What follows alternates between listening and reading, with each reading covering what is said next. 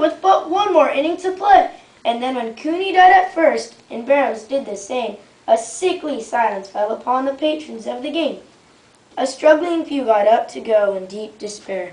The rest clung to that hope which springs eternal in the human breast. They all thought if Casey could get a whack at that, we'd put up even money now with Casey at the bat. But Flynn preceded Casey, as did also Jimmy Blake. The former was a Lulu, and the latter was a cake. So upon the stricken multitude, grim melancholy sat, there seemed but little chance of Casey getting to the bat. But Flynn led a drive single to the wonderment of all, and Blake, the much despised, tore the cover off the ball. And when the dust had lifted, and men saw what had occurred, there was Jimmy safe at second, and Flynn a hugging third. Then from 5,000 throats and more there rose a lusty yell. It rumbled through the valley, it rattled in the dell. It knocked upon the mountain and recoiled upon the flat, where Casey, mighty Casey, was advancing to the bat. There was ease in Casey's manner as he stepped into his place. There was pride in Casey's bearing and a smile on Casey's face. And when responding to the cheers he lightly doffed his hat, no stranger in the crowd could doubt it 'twas Casey at the bat. 10,000 eyes were on him as he rubbed his hands with dirt. 5,000 tongues applauded when he wiped them on his shirt. And now while the writhing pitcher ground the ball into his hip, defiance gleamed in Casey's eye and a sneer curled Casey's lip.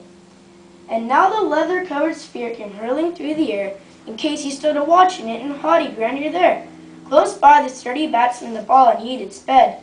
"That ain't my style," said Casey. "Strike one," the umpire said.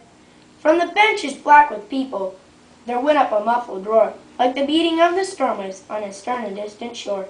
"Kill him! Kill the umpire!" someone shouted from the stands, and it's likely they'd have killed him had not Casey raised his hand. With the smile of Christian charity, great Casey's visage shone. He stilled the rising tumult, he bade the game go on. He signaled to the pitcher, and once more the spheroid flew, but Casey still ignored it, and the umpire said, "Strike two." "Fraud!" cried the maddened thousands, and the echo answered, "Fraud!" But one scornful look from Casey, and the multitude was awed. They saw his face grow stern and cold, they saw his muscles strain, and they knew that Casey wouldn't let that ball go by again. The sneer is gone from Casey's lip, his teeth are clenched in hate. He pounds with cruel violence his bat upon the plate. And now the pitcher holds the ball, and now he lets it go.